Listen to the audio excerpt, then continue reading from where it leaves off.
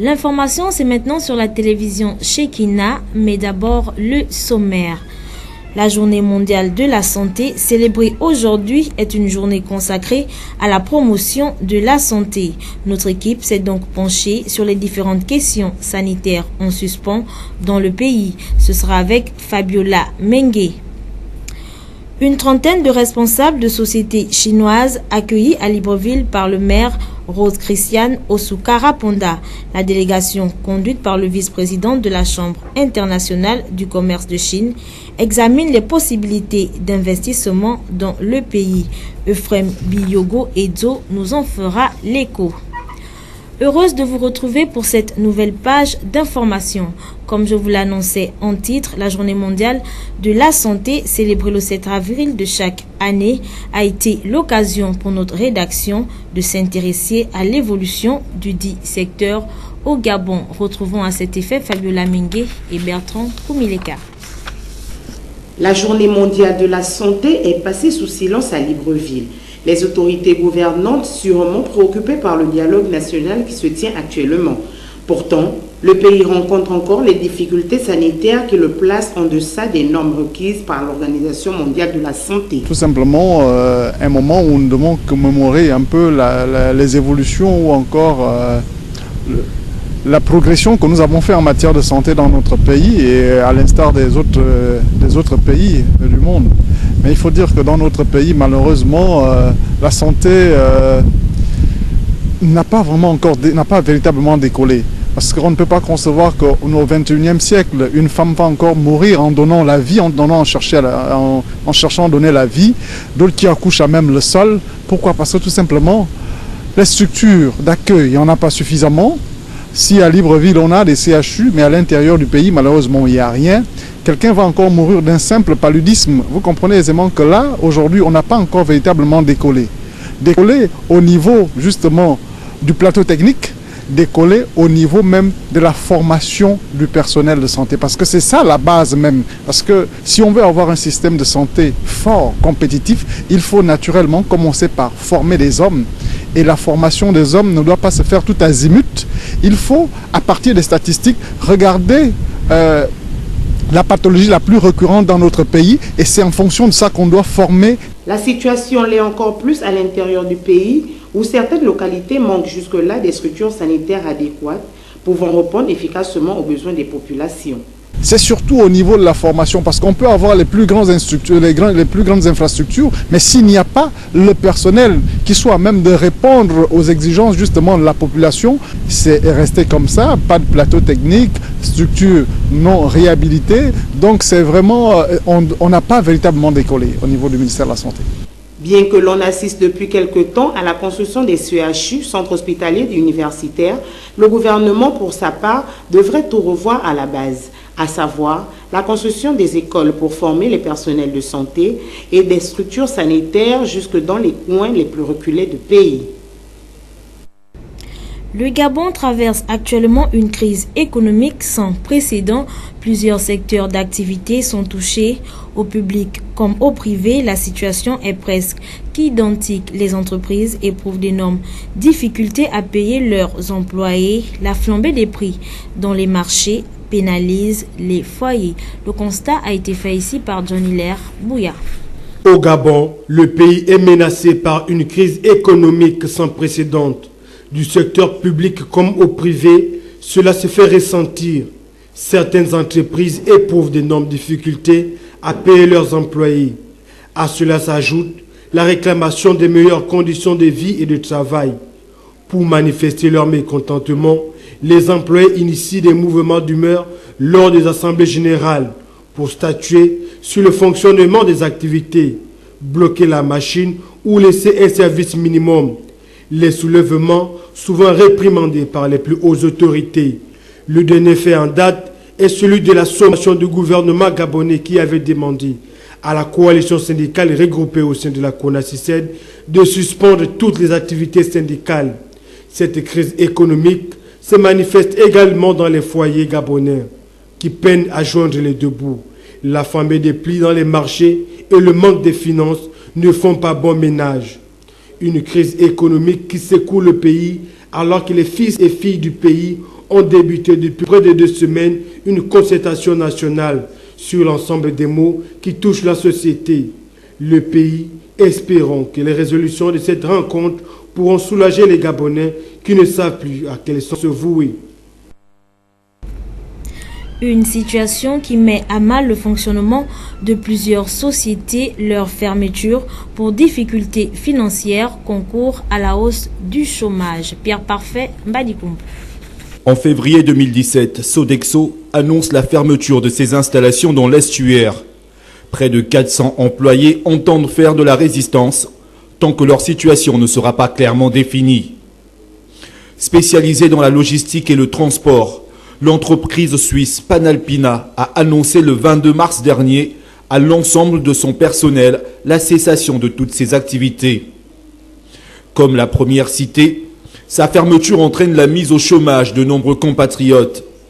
Face à la conjoncture difficile qui met à mal le fonctionnement de plusieurs sociétés, le pays enregistre le départ de nombreuses sociétés. Pour de nombreux observateurs, nul doute que d'autres sociétés suivront la même voie s'il n'y a pas de relance concrète de l'économie. Le chômage est en hausse, les populations s'inquiètent de la grimpée des prix des produits de première nécessité. Sur le sujet, le gouvernement affirme ne rien comprendre. Dans tout le pays, le fossé entre riches et pauvres est de plus en plus alarmant. Le projet de l'égalité des chances prôné par les plus hautes autorités de l'État n'est plus qu'une douce chanson pour endormir les bébés. L'état de l'habitat, voire du logement, préoccupe encore les Gabonais du fait qu'un grand nombre reste encore mal logés. Les promesses des autorités sur la question ont-elles apporté des améliorations? Tentative de réponse dans cet élément d'Arnaud Mbaboko. Au nombre de préoccupations des Gabonais, la question du logement est au centre des intérêts majeurs. Cela est d'autant vrai avec les promesses faites dans ce sens par les plus hautes autorités gabonaises depuis 2009. Construction d'un minimum de 5 000 logements par an pour le chef de l'État, construction de près de 8 000 logements pour l'actuel ministre de l'Habitat et du Logement, mais dans une situation comme dans l'autre, on reste toujours à la recherche de la solution via les partenaires. Nous avons conduit une délégation au Portugal parce que nous savons que les Gabonais vivent dans les inondations. Les Gabonais n'ont pas de maison. Les Gabonais sont dans une crise sociale qui ne dit pas son nom. Le Gabon ne peut pas brûler socialement alors que les gouvernants regardent ailleurs. Voilà pourquoi le président de la République et le Premier ministre ayant confié le portefeuille de l'habitat, l'habitat qui a été un des points difficiles du premier septennat du président Ali Bongo Ondimba, eh bien, alors qu'on m'a confié cette tâche, je dois multiplier les contacts avec les investisseurs parce que nous sommes dans le cadre des PPP, des partenariats publics-privés, pour essayer de trouver une solution parce qu'il faut bien loger les Gabonais. 2 mois après cette visite de travail au Portugal, le creuset reste encore entre l'intention des autorités et la matérialisation de celle-ci. La contradiction dans l'approche et l'estimation qui est comprise entre 5 000 et 8 000 logements reste encore de l'utopie. Les cailloux soutiennent encore ces baraques à perte de vue, affaiblies par le grand âge et le besoin d'un logement décent de plus en plus pesant. En éducation, je vous invite à suivre cette réaction de Louis-Patrick Mombo, secrétaire général de la Convention nationale des syndicats du secteur de l'éducation, sur les propos injurieux formulés par certains présidents des centrales syndicales dans une chaîne privée de la place. Propos recueillis ici par Fabiola Mengue et Bertrand Koumileka.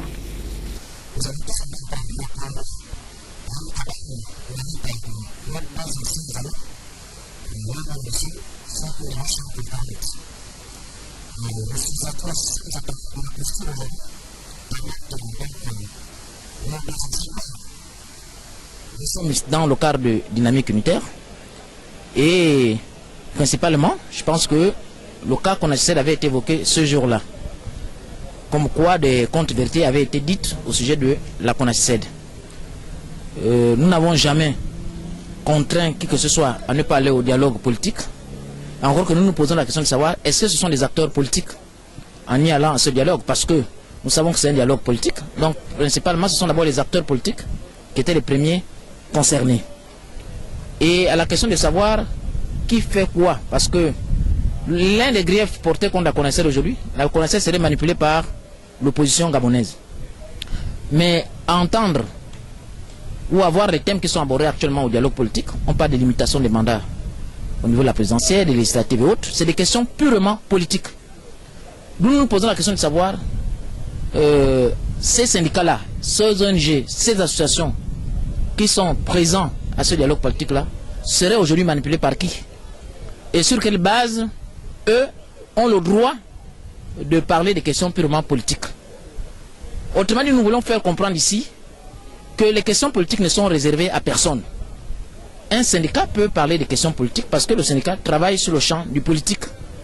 Lorsque nous posons des revendications, ce sont les hommes politiques qui donnent satisfaction à ces revendications en tant que gouvernants. Et ce que nous n'avons pas apprécié donc la part de nos deux collègues, c'est de venir vilipender la CONACICED alors qu'ils sont libres d'aller au dialogue. Dans le cas des dynamiques unitaires, il y a eu un conseil confédéral qui s'est tenu le 9 janvier. Et il était clair que toute organisation membre de dynamique unitaire, je parle de la camarade Aminata, parce que M. Minsa ne fait pas partie de la dynamique unitaire, qui prendrait part à ce dialogue serait exclu. Tout simplement parce que nous avons évoqué les raisons pour lesquelles dynamique unitaire ne prend pas part à ce dialogue. Notamment les arrestations arbitraires dont était victime le président Yama, le docteur Mbot, Roger Ndabe sur le commandant Baïsian. Et nous estimons également qu'il y a eu un dialogue social dont la mise en œuvre tarde à venir. Donc pour nous, l'État gagnerait à mettre en œuvre les conclusions du dialogue social d'Angondje de novembre 2014 à janvier 2015, plutôt que de dépenser encore de l'argent à ce dialogue aujourd'hui qui est organisé, qui est un dialogue politique. Quand on interdit à certaines organisations, bien à certaines entités de parler des questions politiques, et nous nous rendons compte que de manière officielle, il y a d'autres organisations qui finalement peuvent aborder des questions politiques. Donc c'était pour dire que la CONACED a toujours eu tort d'avoir eu raison très tôt. Et aujourd'hui, toutes ces questions qui sont abordées par cette organisation-là, le sont sur quelle base? Voilà un peu la question préjudicielle et qui ne sert à rien de vilipender ou de diaboliser une organisation aussi respectée et respectable qu'est la CONACICED. Et surtout au sujet de la dissolution illégale de cette entité. Lorsque nous sommes reçus à la Cour constitutionnelle en tant que CONACICED, ça veut dire que Madame le Président de la Cour constitutionnelle ignore l'arrêté qui n'existe pas jusqu'à ce jour parce que nous avons commis un essai de justice, lequel arrêté ne nous a jamais été remis, on n'a jamais été notifié donc de manière officielle de la décision du ministre de l'Intérieur. Donc c'était un peu, disons, le mauvais côté de nos camarades, cette propension à toujours vouloir vilipender les anciens camarades que nous avons condamnés. Voilà. Je vous l'annonçais également en titre, le vice-président de la Chambre internationale du commerce de Chine est en visite au Gabon. Avec lui, une trentaine de responsables des sociétés chinoises dont l'objectif serait de voir comment investir au Gabon. Et pour ce faire, le maire de Libreville les a reçus à son cabinet en présence de Frembi Yogoedzo de notre rédaction. Accompagné d'une délégation composée d'hommes d'affaires issus d'une trentaine d'entreprises, le PDG du groupe Yuhua International, du reste vice-président de la Chambre internationale de commerce de Chine, a été introduit au cabinet du maire de Libreville. Au cours des échanges qui ont suivi, il s'est agi pour les deux parties de voir comment les entreprises chinoises peuvent notamment investir sur les domaines de l'aménagement routier et de l'urbanisme. Des échanges portant sur le domaine forestier ont déjà été abordés en amont avec la responsable de ces départements. S'agissant de la rencontre du jour, il a été question de deux projets phares qui tiennent à cœur l'autorité municipale. Parce que Madame le maire a de très bons projets en vue.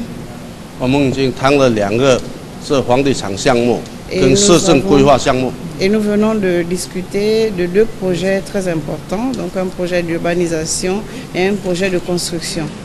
La délégation chinoise qui est en visite de travail à Libreville bénéficie déjà des soutiens des personnalités de haut rang, partant du chef du gouvernement jusqu'au chef des exécutifs, une confiance qui leur confère le droit d'aller à la rencontre de l'administration gabonaise pour voir comment ces opérateurs économiques peuvent booster l'économie gabonaise en ces temps de crise financière.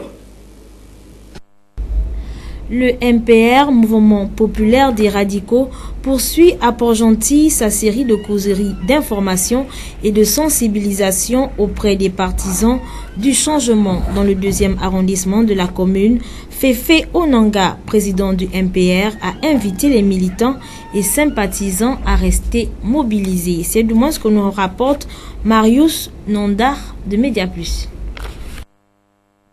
C'est au quartier 3 Filao dans le 2e arrondissement que s'est poursuivie la série de causeries d'information, sensibilisation et mobilisation organisée par le mouvement populaire des radicaux MPR. Aux partisans du changement venus pour la circonstance, écoutez le message. Le secrétaire général du MPR fera cette adresse. Pour tout Gabonais sérieux, vraiment pour tout Gabonais sérieux, pour tous nos frères, toutes nos sœurs qui sont partis, on n'a pas le droit de les décevoir. Nous n'avons pas le droit de les décevoir. Si demain, il y a un changement comme nous l'espérons, et il y aura un changement, ces gens-là n'auront pas versé leur sang pour rien. Onanga Féfé, avec son équipe, a mis en place une caravane pour sensibiliser la population, pour informer la population du bien fondé de la résistance. Au moment où nous parlons, il y en a qui sont en train de faire des plans pour savoir dans quel quartier ils vont se positionner pour être candidats, députés ou maires. Parce que eux, ils ne peuvent pas se mouiller, ils ne veulent pas que les policiers les voient, que les gendarmes les voient. Pour sa part, Féfé Onanga, président du mouvement populaire des radicaux, invitera les militants et sympathisants à rester mobilisés tout en jetant un regard sur la situation économique du pays. J'ai adhéré au PDG à 17 ans. J'ai démissionné à 60 ans. Parce que j'ai compris que le PDG n'était plus le même. Ce n'est pas le parti que j'ai connu. Et j'étais obligé de partir de là. Il faudrait quand même un peu de patriotisme dans tout ce qu'on fait. Un pays n'est stable que lorsque l'économie de ce pays marche. Mais aujourd'hui, vous voyez le chômage, comment il se vit. Vous voyez comment Port-Gentil est devenu dans un état pitié comme cela. Et tout ce qui fait marcher un pays, c'est la politique de ce pays. Quand la politique n'est pas bonne, les opérateurs économiques fuient. Et quand ils fuient, le chômage, et c'est là où vient l'oisiveté, et tous les mauvais mots. Nous sommes en mars, je ne sais pas, le 18 mars. Nous comptons les jours pour que le président continue à reprendre sa tournée. Vous devez vous préparer qu'il arrivera ici et que nous devons le réserver un accueil chaleureux. Il faudrait que tout le monde, autant que nous soyons, nous devions être massés là où se passera le meeting, pour démontrer aux yeux du monde que ce que réclame Jean Ping n'est pas usurpé, il le mérite. Mobilisation, poursuite du combat idéologique pour l'alternance politique au Gabon, reste le message livré chaque week-end aux partisans à travers les différents quartiers de la commune de Port-Gentil. Également à Port-Gentil, patrons et employés de Sobraga étaient réunis au cours de la traditionnelle soirée du personnel organisée chaque année. Occasion pour les employés de revenir sur leurs principales préoccupations. Retrouvons à nouveau nos confrères de Mediaplus. Devenue une tradition au fil des années, la soirée du personnel de la Sobraga est l'occasion pour les employés et la direction générale d'échanger dans un cadre loin des contraintes de l'usine et de regarder ensemble la vie de l'entreprise tout en fêtant. L'édition 2017, marquée par la présence du gouverneur de province et autres convives, a été mise à profit par les partenaires syndicaux pour poser quelques préoccupations. Une entreprise qui a 43 ans d'existence, c'est de toute évidence une entreprise solide. Solide dans ses structures, solide dans son fonctionnement. L'aggravation de la situation économique est sans pitié. Il s'agit d'une réalité que les syndicalistes et le reste de la classe ouvrière apprennent à appréhender. La concurrence, la recherche de la qualité et de la rentabilité imposent en permanence à l'entreprise des efforts tels que si elle n'est pas solide, elle tombe en faillite. Nous sommes déçus par le non-respect des 3x8, c'est-à-dire 8 heures de travail, 8 heures de repos, 8 heures de loisirs. l'application du mérite qui n'arrive pas à fédérer le plus grand nombre, le dialogue social qui est utilisé par certains de manière intéressée. Il faut faire du dialogue social le socle de la gestion. Aujourd'hui, dans ce contexte économique particulier, la nécessité de fortifier ce dialogue social s'impose pour des résultats partagés au sein de l'entreprise où se rassemblent les intérêts qui doivent trouver de manière collégiale les équilibres permettant d'atteindre une performance globale. Réagissant à ces propos, le directeur d'exploitation Sobraga Port-Gentil reviendra sur le contexte de conjoncture qui n'épargne pas également le secteur en dépit de résultats assez satisfaisants. Notre activité est directement impactée et malgré tout, nous terminons 2016 avec une légère croissance par rapport à 2015. Nous sommes parvenus à ne pas laisser les perturbations interférer sur notre activité. Nous sommes restés fixés sur notre mission, nos objectifs, pour satisfaire nos clients. Tout cela ne s'est pas toujours fait facilement, bien évidemment, mais chacun d'entre nous, nous sommes restés concentrés, mobilisés, réactifs et disponibles. Et je tiens à vous remercier une fois de plus. Bravo à tous. Monsieur Bonatti attend de nous que nous atteignions 3 objectifs majeurs en 2017. Le premier, il demeure et reste, c'est la qualité. Elle est notre priorité absolue. Nous avons 7 certifications à aller chercher et ça va être notre priorité pour toute l'année. Cet objectif est, je vous l'accorde, très ambitieux, mais largement atteignable. L'heure étant à la fête, le personnel était invité à prendre part au programme du comité d'organisation, à travers prestations d'artistes, humoristes, tombola, qui auront tenu l'assistance en haleine. La sortie et la coupure du gâteau constituant le point fort de cette soirée. Parlons à présent de religion dans cette édition d'information avec l'appel des serviteurs de Dieu pour son œuvre, chose qui nécessite un certain nombre de critères. Allons-y en savoir plus avec Inès Ngungamombo et Mosconi Ngonba. Autrefois, les serviteurs de Dieu étaient considérés comme étant les ratés de la société, les vauriens. Mais aujourd'hui, la donne a changé. On peut retrouver parmi ces derniers des docteurs, ingénieurs, ministres au cadre de la République qui ont décidé de tout abandonner pour servir Dieu. Tout abandonner pour servir Dieu n'est pas chose aisée, sauf quand on a compris la responsabilité qui pèse désormais sur nos épaules, étant des hommes et des femmes choisis par Dieu pour son œuvre. Il y a certaines caractéristiques qui rentrent en ligne de compte pour déterminer que nous sommes appelés de Dieu. Il y a le choix du Seigneur qui repose sur nous.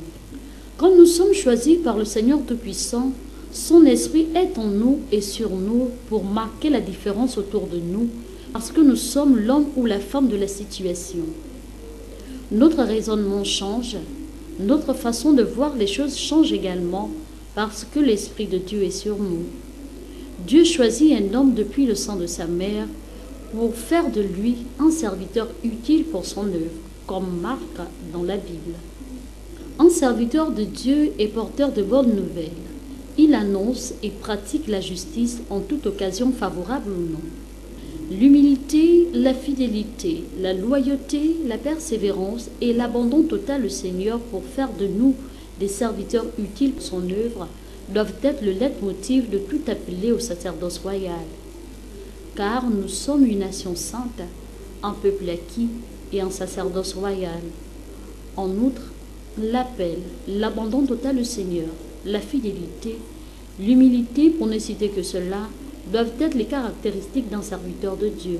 La liste n'est pas exhaustive. La formation et l'équipement spirituel vont de pair pour un ministère sans faille.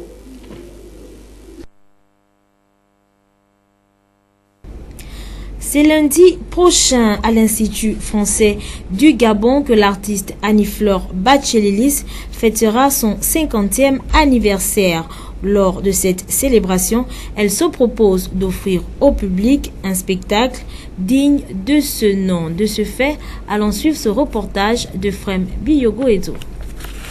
C'est au cours d'une conférence de presse expressément convoquée par Annie-Fleur Bachelilis, auteur-compositeur de renom, qui a su parler d'elle et de notre tradition au-delà des frontières gabonaises, que cette dernière a tenu à officialiser son concert qui se tient dans les tout prochains jours à l'Institut français du Gabon. Une rencontre qui marquera également la commémoration de son 50e anniversaire. Le premier projet qui reste de devant, c'est de former les jeunes. Parce que c'est vraiment urgent. Nous écoutons aujourd'hui la musique de nos jeunes et il ne faut pas les en vouloir. Ils remettent en partage ce qu'ils reçoivent. Combien de musique gabonaise nous écoutons par jour dans nos télés et radios? Est-ce que c'est 60%? 40%? Donc, ils restituent ce qu'on leur donne. Mais je voudrais vraiment, dans ce domaine, faire ma part, essayer d'aller parler aux jeunes, de leur témoigner de mon expérience, sans dire que je connais. Ce spectacle théâtral et musical proposé par Annie-Fleur Bacheleli devrait réunir en un seul lieu une troupe de comédiens dirigée par Michel Ndao sous la bienveillance d'une des responsables en charge des missions culturelles de l'Institut français du Gabon. Sans nul doute, l'hôte du jour mettra également sur scène les sonorités de son dernier album intitulé « Mon amour Gabon ». Et au cours de cette rencontre, les caractéristiques des instruments qui composent la musique gabonaise ont été expliquées par la chargée des missions culturelles à l'Institut français du Gabon. Vu de la description scientifique des instruments de musique, il y a des catégories d'instruments de musique qui existent, et ce que vous appelez une sitar n'a pas les caractéristiques morphologiques d'une sitar, puisque une sitar, c'est un instrument où les cordes vont être tendues sur toute la longueur de l'instrument et de façon parallèle. Et une harpe, c'est un instrument où il y a une caisse de résonance, un manche, et des cordes qui sont tendues en diagonale entre le manche et la caisse de résonance. Donc, le terme sitar, pour moi, est un terme qui a été utilisé certainement par des explorateurs et des missionnaires qui ont reconnu l'instrument à cordes et qui ont utilisé le mot pour désigner l'instrument, qui ensuite s'est francisé est devenu sitar, puisqu'au Gabon, ici, on parle français. Mais d'un point de vue musical, nous, après, quand on revient ici, d'un point de vue organologique, ce n'est pas une sitar, c'est une harpe. C'est comme, je vous donne un autre exemple. Quand les atangas, ce que vous appelez les atangas, vous appelez ça des prunes. On est d'accord. Mais vous êtes bien d'accord aussi que ce n'est pas des prunes. Si vous connaissez les prunes en tant que fruit occidental, eh bien, les atangas ne sont pas des prunes. Mais il y a des mots en français gabonais qui servent à désigner des choses, mais qui ne sont pas l'usage du dictionnaire français. C'est comme le hérisson. Le hérisson, c'est un holacode, c'est pas un hérisson. Les asperges, les mikangas, ce qui est le rotin, vous appelez ça des asperges, mais ça n'appartient pas à l'espèce des asperges. C'est pas de l'asparagus, c'est du rotin. Donc il y a plein de mots comme ça qui viennent d'un français importé, je ne sais pas moi, par les missionnaires, les administrateurs, les gens locaux, et qui sont donc devenus des termes français pour désigner des choses ici, mais qui ne correspondent pas à la définition du dictionnaire du mot en français. Et c'est le cas pour la sitar. Moi, quand je suis arrivée ici, on m'a dit on a des sitars. Je cherchais les sitars partout, parce que c'est un instrument quand même rare en Afrique centrale. Et puis à chaque fois, on me présentait des harpes. Je disais mais c'est pas une sitar, c'est une harpe. Puis, je comprenais pas. Et puis après, j'ai cherché un petit peu quelle pouvait être l'origine de ce mot, comment il avait, parce que c'est un mot hyper savant en plus, sitar. C'est pas en France, tout le monde ne connaît pas le mot sitar. En France, on dirait guitare en fait.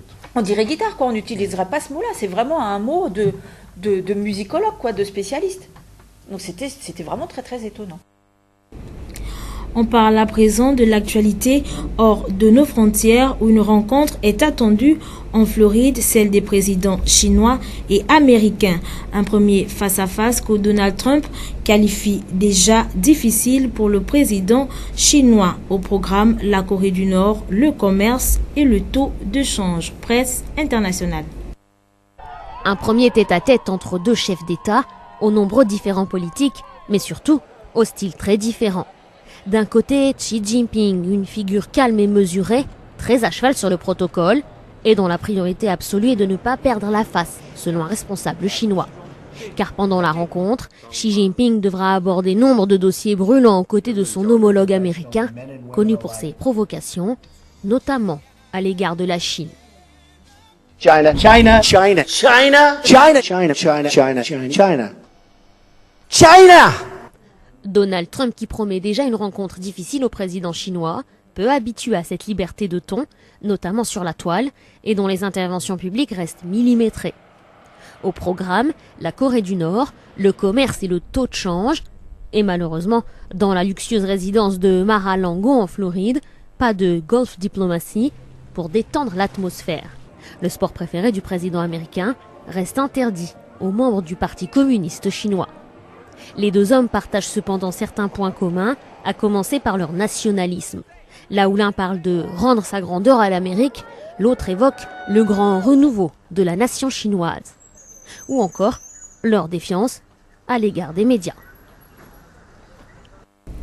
Et à partir d'aujourd'hui, la Chine met fin au commerce de l'ivoire en provenance d'Afrique, mais l'application de cette loi reste encore incertaine du fait de l'agacement de certains commerçants. Presse internationale.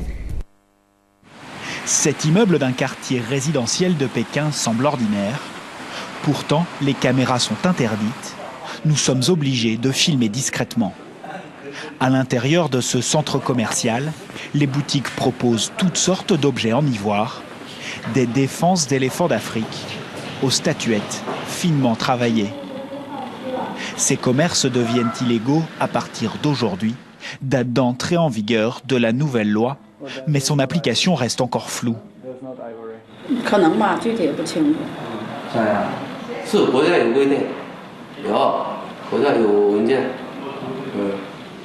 Certains objets coûtent près d'1 million d'euros. La loi met donc fin à une activité très lucrative, de quoi agacer certains commerçants. D'ici la fin de l'année, le gouvernement compte fermer 143 boutiques dans tout le pays. À Pékin, plusieurs ont déjà baissé leurs rideaux. Cette interdiction totale de la vente d'ivoire est également un crève-cœur pour cet artiste. Chun-Ke Lee sculpte depuis 35 ans ce matériau précieux, mais de plus en plus rare. Il assure travailler à partir de stocks légaux, prélevés sur des carcasses d'animaux morts de façon naturelle. Il refuse de parler trafic ou braconnage. Seul l'intéresse la beauté immaculée de l'ivoire. Regardez, c'est un blanc unique. La couleur est sublime. Et la texture est inimitable. Elle change au gré du temps. Elle s'embellit avec l'âge. Symbole de réussite sociale, l'ivoire est aujourd'hui très prisé en Chine. Pour ce matériau précieux, l'Empire du Milieu éprouve un amour vieux de plusieurs millénaires. Les Chinois adorent l'ivoire, et ce depuis l'Antiquité. Ça ne date pas d'hier. On s'est toujours servi d'objets en ivoire. On a retrouvé un peigne datant de 3000 ans avant Jésus-Christ. Il existe même des objets datant du néolithique. Dans la cité interdite à Pékin, il y a de l'ivoire partout. Il y aurait 4000 ou 5000 pièces. La Chine est aujourd'hui le premier marché mondial de l'ivoire.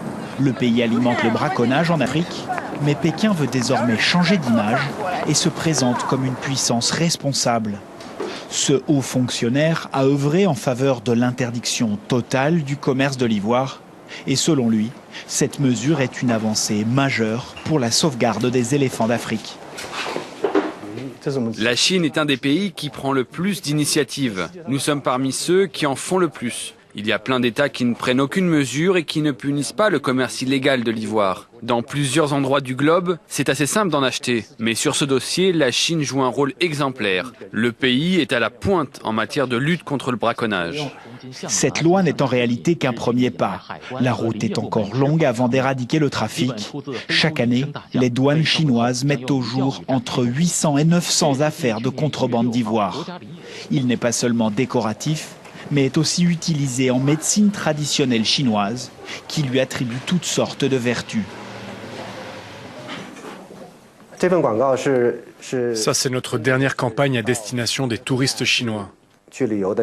On leur déconseille d'acheter des défenses d'éléphants, mais aussi d'autres espèces protégées, comme le pangolin d'Afrique et d'Asie du Sud-Est. Signataire de la Convention sur le commerce international des espèces menacées, la Chine bénéficiait jusqu'à présent de dérogations, désormais abolies. Une première victoire pour le Fonds mondial pour la nature. Les consommateurs, dans leur grande majorité, vont se plier à cette nouvelle loi. Ils vont respecter les règlements. Si l'ivoire devient illégal, ils n'en achèteront plus. Et la demande finira par s'effondrer. Hong Kong, la plaque tournante des trafics en Asie, interdira le commerce d'ivoire en 2021 seulement. De quoi alimenter le braconnage pour quelques années encore. En sport, l'actualité reste dominée par la suspension des activités de la Fédération gabonaise de boxe, une décision prise par le Comité national olympique suite au non-respect des critères. Un reportage signé Nicolas Yasserno. Après la Fédération gabonaise de judo, le tour est revenu à la Fédération gabonaise de boxe d'être suspendue de ses activités au sortir de son assemblée générale élective. Une décision venue du Comité national olympique gabonais. Arrivé à la tête de cette fédération il y a moins de 2 semaines, Alfred Bongo voit ses ambitions remises en cause. Les candidats malheureux à cette élection reprochent à celui-ci de ne pas répondre aux critères fiables lui permettant de postuler à ce poste. Une situation qui vient confirmer le mal qui règne au sein du sport national. Du judo au cyclisme, en passant par la boxe et au football, vivent des moments de tension. Arrivé à la tête du ministère de la Jeunesse et des Sports, afin de mettre une lumière, Nicolas Sellé avait été clair. Il est temps, par leur travail et par leur façon de faire, de laver cette mauvaise presse et de faire en sorte que le sport, on ne voit que d'abord le sport et le sportif. On le mette en avant pour que le sport règne. Et il n'y a pas de raison que le chef d'État a mis à la tête du ministère des Sports une sportive et que nous ne puissions pas à trouver des solutions au sport gabonais. Nous sommes entre nous, le fair play doit régner et nous devons trouver ensemble des solutions pour que le sport, pour que la vision du chef d'État de faire du Gabon une plateforme du sport en Afrique où le sport rayonne véritablement arrive. Parce qu'il n'y a pas de raison que nous ne puissions pas réussir. Un mot sur les crises, parce que la famille sport peut être divisée par les crises. Les crises, c'est ce que je dis. Si tous ces sportifs, tous ces présidents de fédération, tous ceux qui gèrent le sport au Gabon respectent les lois, respectent les procédures, il n'y aura plus de crise. Et moi, j'ai mis le point là-dessus. Il faut le respect des tests, il faut le respect des lois, il faut le respect des procédures. Aujourd'hui, ses collaborateurs ont du mal à respecter les mots venus par la tutelle. Les pyramides, textes et statuts ne sont toujours pas respectés sur le plan national. Nous poursuivons avec la formation de la JSL parfaite lors de la rencontre face à D30 en élite B chez les messieurs. Comptant pour le challenge Pierre Claver, Manganga, Moussavou, Euphrem Biyogoedzo et Fleury Aseondo. Dans le cadre des rencontres de poule comptant pour le challenge Pierre Claver, Manganga, Moussavou, en élite B, messieurs, la GSL ne s'est pas présentée devant D30 au gymnase de Mouila, une défection qui permet aux sociétaires de D30 d'enregistrer une victoire sur tapis vert. On est 30 au 9 avril. Notre équipe est là pour remporter le titre qu'on n'a pas pu remporter l'an dernier, demi-finaliste malheureux. Et là, vous venez de remporter un match par forfait. Quel est votre sentiment? On aimerait que tous les matchs se jouent. Mais là, on n'a pas le choix que de gagner par forfait, vu que l'équipe adverse n'est pas arrivée. Parce que vraiment, ici, j'arrive dans les 5 minutes qui suivent. Même jouer, il n'y a pas de problème. Donc bon, c'est pas nous qui décidons, la délégation est là et les arbitres, donc on gagne par forfait. C'est un avantage, mais nous, on a encore un plus de points, plus de points. Nous donnent le coup. Donc, on attend le reste de la compétition pour voir ce qui va suivre. D'accord. Quel est votre prochain adversaire? Le prochain adversaire, on doit jouer contre GSL de Moula en Ligue 2, leur équipe réserve de Ligue 2. On attend de voir comment le match se passera pour vraiment spécifier les choses. D'accord. Les explications sur la non-venue de la GSL ne nous ont pas parvenues. Une chose est sûre, cette nouvelle déconvenue de la GSL serait lourde de conséquences au décompte final. Les premières demi-finales débutent quant à elles aujourd'hui avec les oppositions à vous faire couper le souffle. Les phases de poule de la Coupe du Gabon de handball qui se joue actuellement à Mouila semblent grimper en intensité avec la forte victoire de Asma Handball sur Senior Academy sur un score de 17-13 au grand bonheur des spectateurs. Un reportage de Mosconi Ngonba. Malmenée par une équipe d'Asma Handball en tout début de rencontre en élite A, la prestigieuse équipe de Senior Academy a eu du mal à produire son jeu, d'où un temps mort demandé par son entraîneur pour mieux recadrer ses gars. Un temps mort qui n'a servi à quelque chose puisque Asma a enfoncé le clou en réalisant coup pour coup des contre-attaques qui leur ont permis d'atteindre 17 buts contre 13 pour Senior Academy. La suite de la compétition est très dure puisque en janvier, notre club on a vraiment envie de gagner cette Coupe du Gabon et on promet de tout faire pour la gagner. Déçus de leur prestation, Senior Academy est passé à côté d'un exploit. C'est ça, Senior Academy. De 7, de 11, on a déjà été mené de 11 et est venu sur le score. En fait, c'est comme je vous ai dit, c'est juste la précipitation de faire les buts. Si on était un peu plus lucide, le score allait être haut et la victoire allait être de notre côté ce soir. Encore une rencontre qui a tenu toutes ses promesses dans cette Coupe du Gabon qui a lancé ses hostilités avec des rencontres de qualité et d'un niveau de jeu très élevé. Que signifie franc CFA? Nous sommes dans la rubrique consacrée à l'expression libre. Que veut dire franc CFA? Franc CFA. Oh, franc CFA. Je ne maîtrise pas bien. L'idée m'est sortie de la tête. Il me semble que franc CFA, c'est connu français d'Afrique. Oh, laissez-moi ça. Je veux que vous me donniez l'explication de franc CFA. 2000 francs CFA. Que veut dire franc CFA? Communautaire financière africaine. Attends, excusez-moi, pardon. C'est une monnaie que nous utilisons tous les jours, au moins savoir ce que signifie notre monnaie franc CFA. Franc CFA, c'est franc. Franc. Bon, monétaire, comment faire? Le franc français, quoi, machin, tout ça.